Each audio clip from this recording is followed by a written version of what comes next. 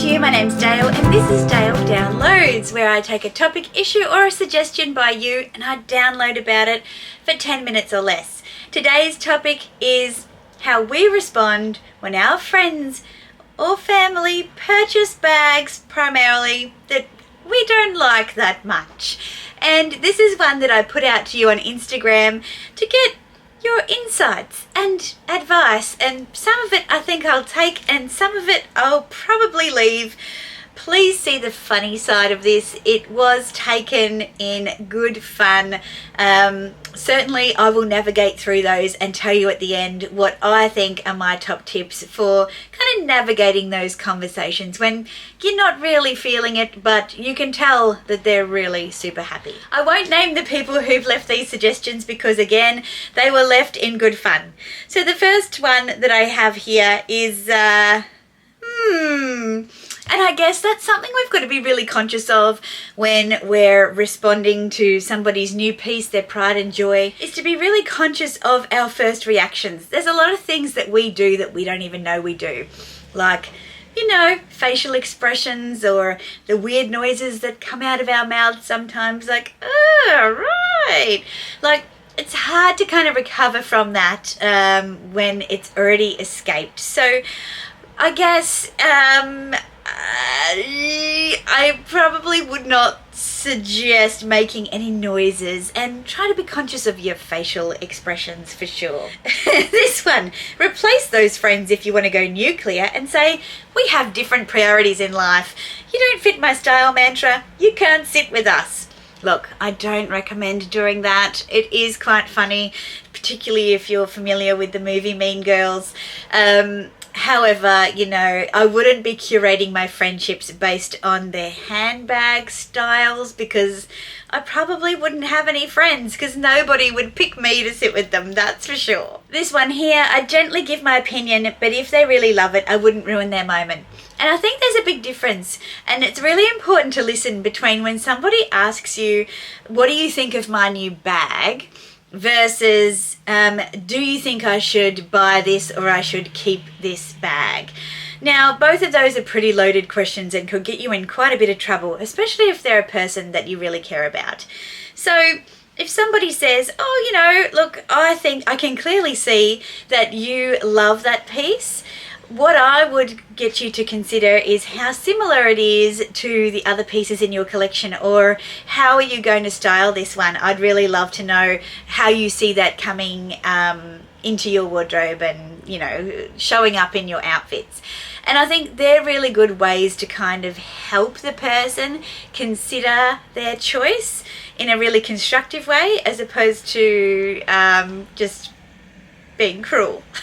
Here's one. I'd just say it's really lovely, because people in the US don't often say the word lovely, and so it often works. I think that's a good one.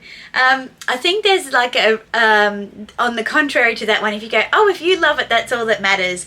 That's kind of saying, I don't love it, but if you love it, that's all that matters. And that's probably a little bit pinchy. This one here, tell them the truth.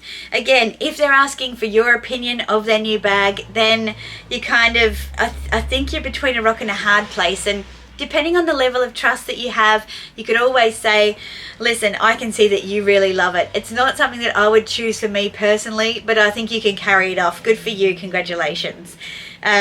It's definitely this one here, change the subject. If in doubt, move on out. And yeah, that's, if you're probably not that good at thinking on your feet, potentially that's a great strategy. This kind of lends itself to the next comment. If they've already bought the item and there's no point in, you know, kind of raining on their parade, then just be happy for them. I know that if I took on board all of the constructive and not so constructive feedback that I get on my purchases from my husband, let alone what people very politely tell me in the comments of my videos, then I would never purchase anything, and I wouldn't have a collection that really reflects who I am and what's important to me. And I have gotten to a point where I can honestly say to you that I really don't care, and that's a great place to be. But I know not everyone's there yet, and so it's kind of important to, you know, shepherd our friends through that process. Tell them they have shitty taste. I have friends that I could say this to and they would say it to me and we would laugh it off, know that it's serious, but not hold a grudge. I think it's really important to know who those people are in your life before you say that. This one's funny. I just say I like beautiful things in life and this is not a beautiful conversation. Oh, that's hilarious. Tell them I wouldn't touch it with a 10-foot pole, but if they like it, then crack on. Yeah, again, depending on the nature of your friendship and how, you know, crude and honest and unapologetic you can be, I think those sorts of friendships are few and far between. But if you have one, definitely, you know, have that little bit of spiciness in your feedback. So look, that was a bit of fun. I think what I take out of that is it depends on the nature of your relationship. I have friends where we can throw sarcastic, passive-aggressive comments at each other, and people overhearing that might think, oh my God, that is dreadful. That person is such a horrible person. How could you ever be friends with them? And I guess that just goes to show the level of trust and regard and the nature of the humour in the relationship, as opposed to perhaps some other more, let's call them superficial or less developed relationships, where it's really about having a kind and courteous response. Like, that's really lovely. You look so happy. Congratulations. Good for you. What do you think? Look, I mean, if you look at my wardrobe, it's clear that this piece wouldn't really fit in, but I can definitely see it working for you. So congratulations. I find all the time when people ask me about my opinions on Hermes, I can speak from my perspective, my personal style, and I can back that up with all the evidence behind me of what I look for when I purchase luxury handbags. And that's not to say that the people who purchase the Hermes bags that I'm not a fan of don't have great style, don't have great taste, and don't know what they're talking about.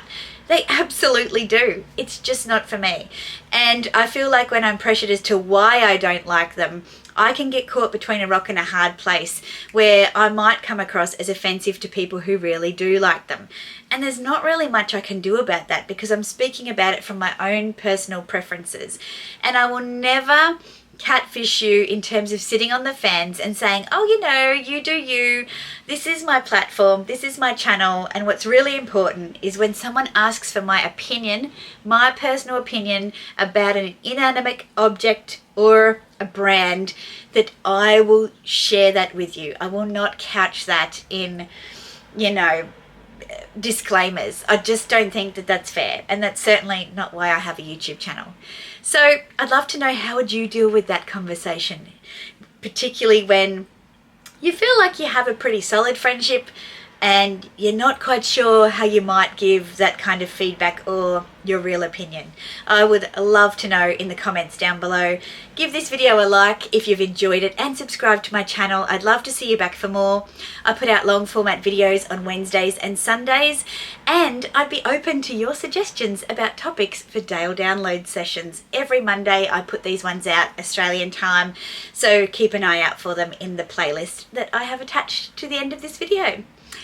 Until my next one, which will be next Monday, I will catch you later on.